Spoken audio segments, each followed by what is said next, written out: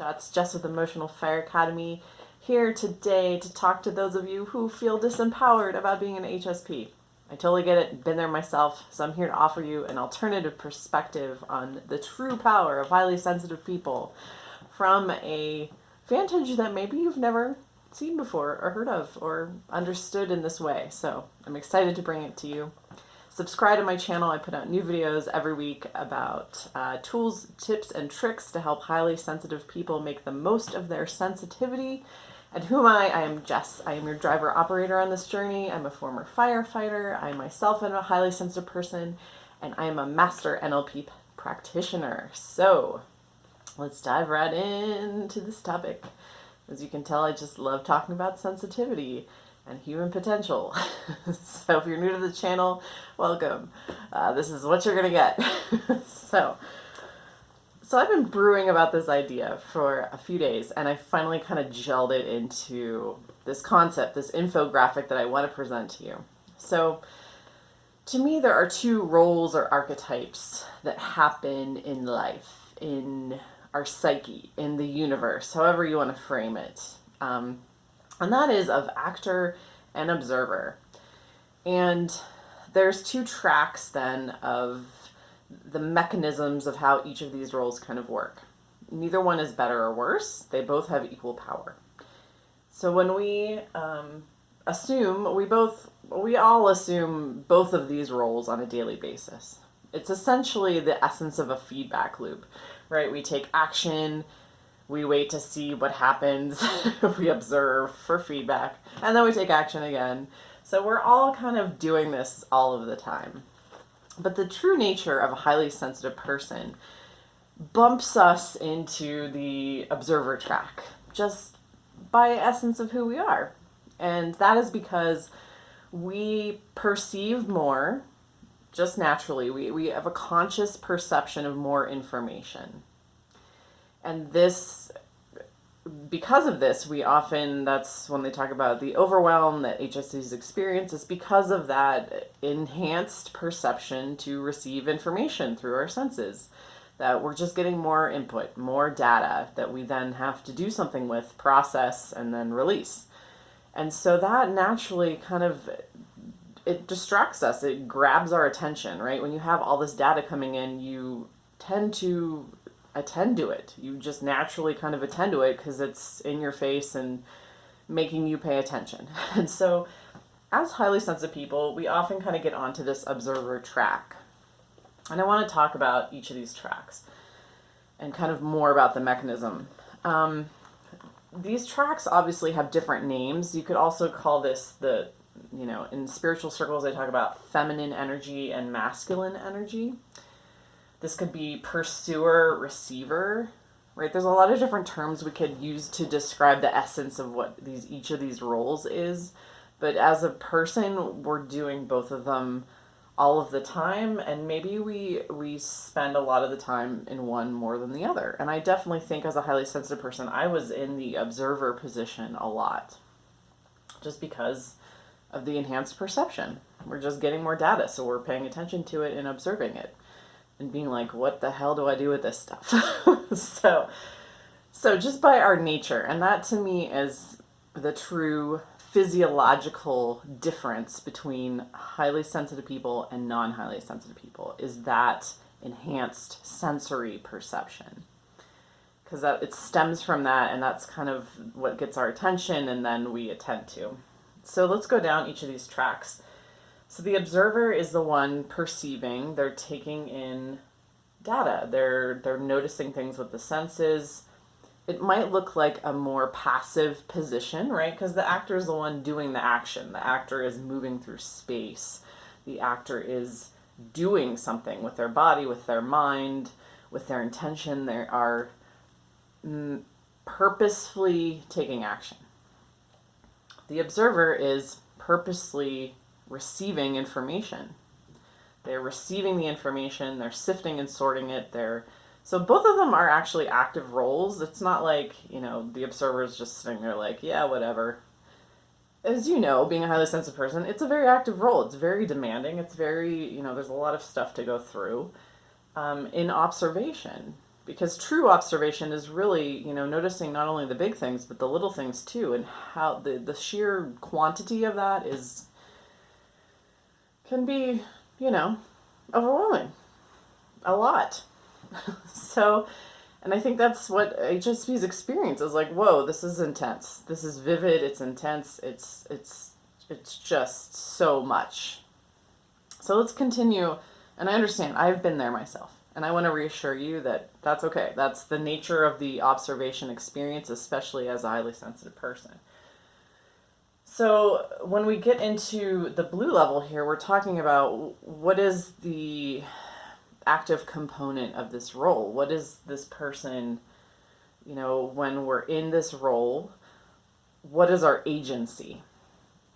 So for the observer, it's meaning, right? And the meaning that we're bringing to the information, we're receiving information and then we're putting meaning over it. We're interpreting it in a certain way. For the actor, it's intention, right? When we're acting upon the world, we have an intention. We want to create a result with our intention. Now, as you know, this doesn't always, when we act upon the world with an intention, how it is received doesn't always translate to the same meaning, right? We can say something with one intention, but yet when someone else hears it, they observe it and they take in the information and analyze it, they might come up with a very different meaning than what we intended. And so there is some separation between these two roles, and that's okay. So what is our power then? What is the power that both of these roles have? For the observer, it is actually information, right? We are the ones with the information. We're taking it. We are sitting there receiving all of this data. And so knowledge is power. Knowledge is power. And this is what we forget as highly sensitive people. We're the ones sitting here with all this information. And there's a reason why this, from a genetic standpoint, the trait of highly sensitive occurs in other animal species, because this information has immense value. In a herd situation, the sensitive ones are the ones that perceive the predator first. The sensitive ones are the ones who are tapped into that wealth of information. And it is a wealth. It is a pile of riches, really, that information.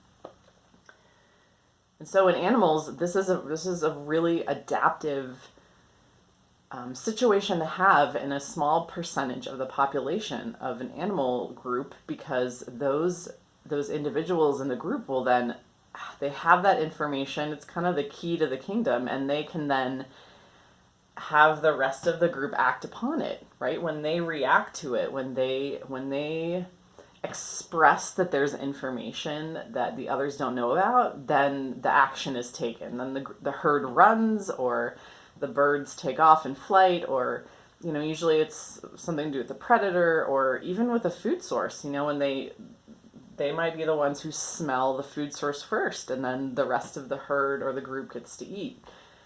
And so it's very adaptive to have a few individuals in the group holding the information, So this is our power as highly sensitive people. We've got the information. Knowledge is power. And what is the power of the actor? Well, the power of the actor is will, right? When we act, we're putting our will out into the world. We're intending to do something and have a desired result.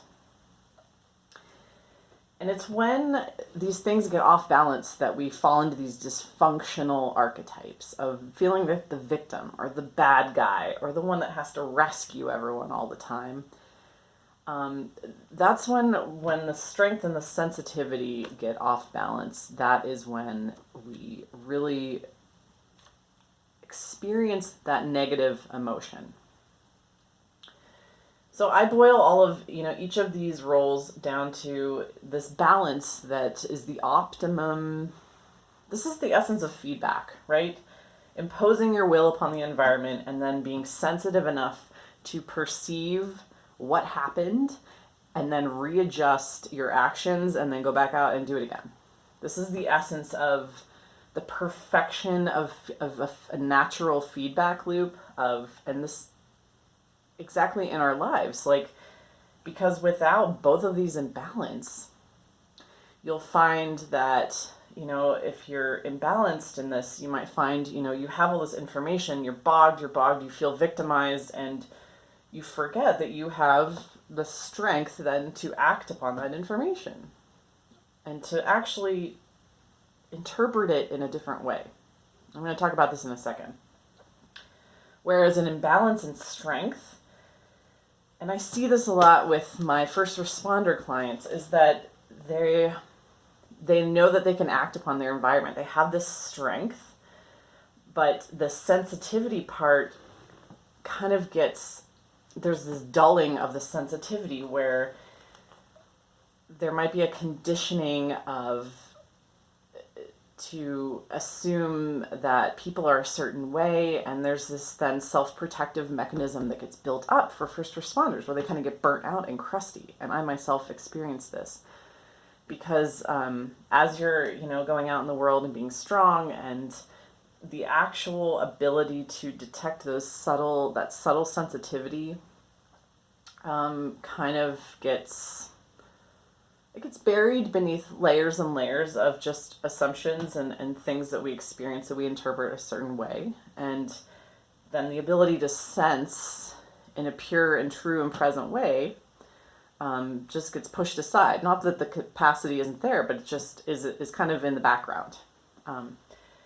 And so this balance of strength and sensitivity, I really think this is the key to a well-balanced personality and to having a masterful life, is balancing these two aspects and being able to be these two people without getting out of balance in either one of these areas. Because I don't know. What do you think? Tell me in the comments what you think about this. Do you totally agree with this? So the power that HSPs have is in holding the information. And that might feel overwhelming right now, but remember that then you can become the actor. So how do we balance that out? Is to switch between, if we feel like we're observing too much, let's start to be the actor a little bit more. If we're acting too much, let's be the observer a little bit more, right? We can move into this other role. Because then, action without observation is just action. If you're never taking the feedback, you're never going to get anywhere. If you're just observing, and without taking action, you also don't feel like you're getting anywhere. You're just kind of stuck. And so the flow is in switching between these two roles, archetypes. And they're just archetypes. You can just pop into the other one and go from there. So, because strength is the ability to take purposeful action, and sensitivity is the ability to be open and receive information and make meaning. Make meaning of that. Let's start making a different meaning of it. If you are a highly sensitive person, you're perceiving a lot, you have all this information, your power, your ability to be the actor then is to get into this meaning level. Get into the meaning level. Because when we assume that the data coming in, which is neutral, all data coming in is neutral, right? We're the ones as the humans who put the meaning on top of it. So when the data coming in is neutral and we assume it means something, this means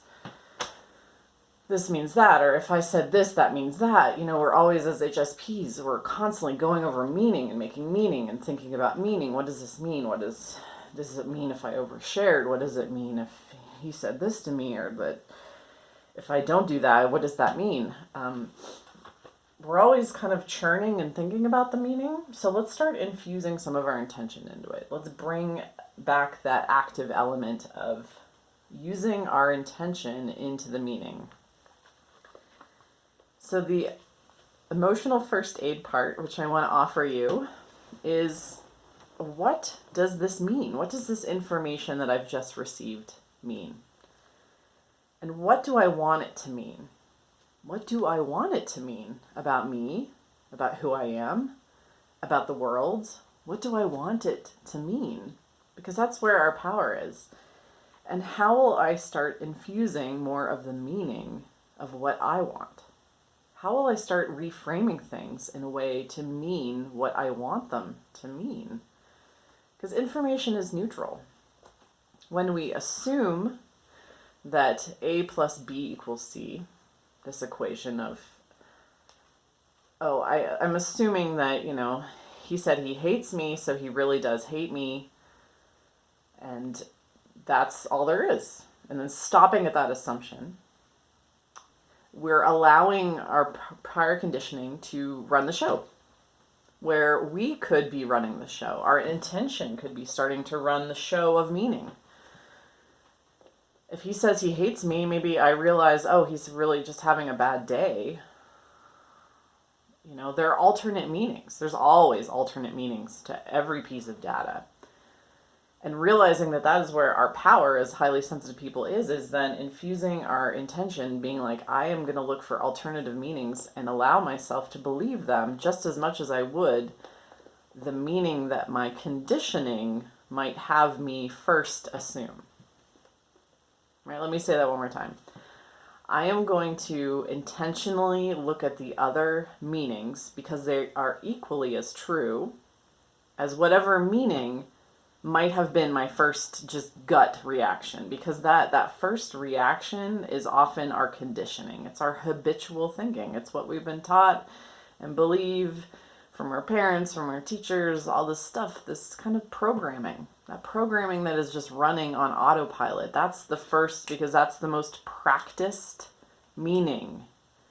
But there are always other meanings. So, I want you to know, highly sensitive person, that your power is in information. You got the information, baby. You got the knowledge and the data.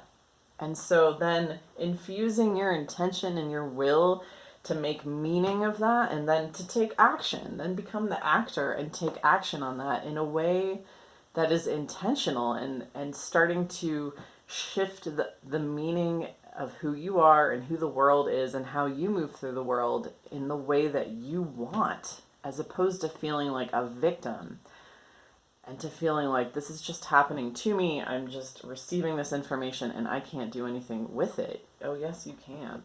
Oh, yes, you can. Because strength and sensitivity are that master combination. So, let me know what you think. Drop a comment. Do you agree, disagree? Which role do you commonly fall into as a highly sensitive person? I'm guessing it might be this track, but it could be the actor too. I don't assume to know, so let me know in the comments below. And if you are a highly sensitive person who hates being highly sensitive, please reach out to me on my website, emotionalfireacademy.com. I have free 30-minute consultations. I am happy to chat with you, and I have some great products on there. I have a 2-hour emotional extinguisher where we can get you back into a balanced loop. And a lot of the time this is just merely, self-inquiry, self-questioning, and really getting deep into your thoughts and beliefs, and just realizing that there are alternatives to the ways that we're interpreting them.